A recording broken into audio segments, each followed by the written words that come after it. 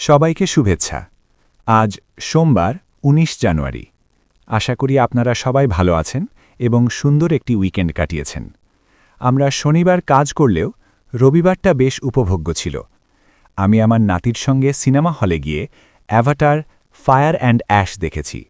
সিনেমাটি ৩ ঘন্টা ১৭ মিনিট দীর্ঘ, কিন্তু সত্যিই অসাধারণ।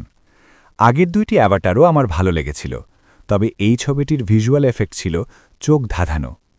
আমরা 2Dতেই দেখেছি, যদিও 3D ভার্সনও ছিল। যুক্তরাজ্যে ব্লু লাইট কার্ডের মাধ্যমে কিছু ছাড়ও পেয়েছি। সব মিলিয়ে দারুণ অভিজ্ঞতা। আজকের মূল আলোচনায় যাওয়ার আগে কয়েকজনকে ধন্যবাদ জানাতে চাই। জিনা লিভার তার একটি নতুন ভিডিও আপলোড করেছেন, খুবই ভালো কাজ।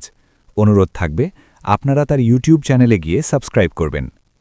এছাড়া আজকের কারেজ ইন কনভিকশন সেশনের থাম্বনেইলের জন্য মার্ক অ্যাডামসনকে ধন্যবাদ। তার এআই দিয়ে বানানো রিলগুলো দারুণ। এখন আসি আজকের মূল বিষয়, সাহস ও দৃঢ় বিশ্বাস, কারেজ অ্যান্ড কনভিকশন।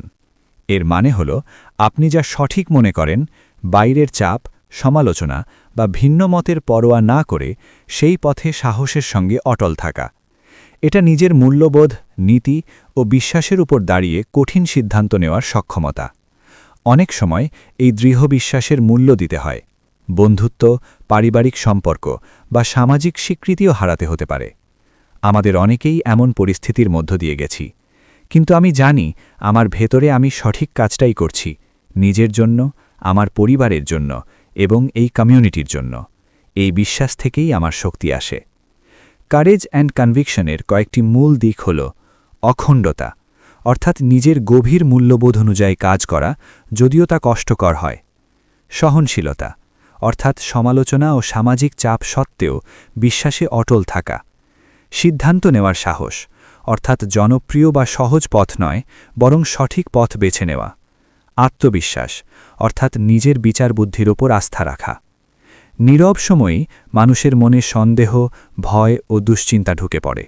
ঠিক এই সময়ই আমাদের সবচেয়ে বেশি প্রয়োজন সাহস ও দৃঢ় বিশ্বাস।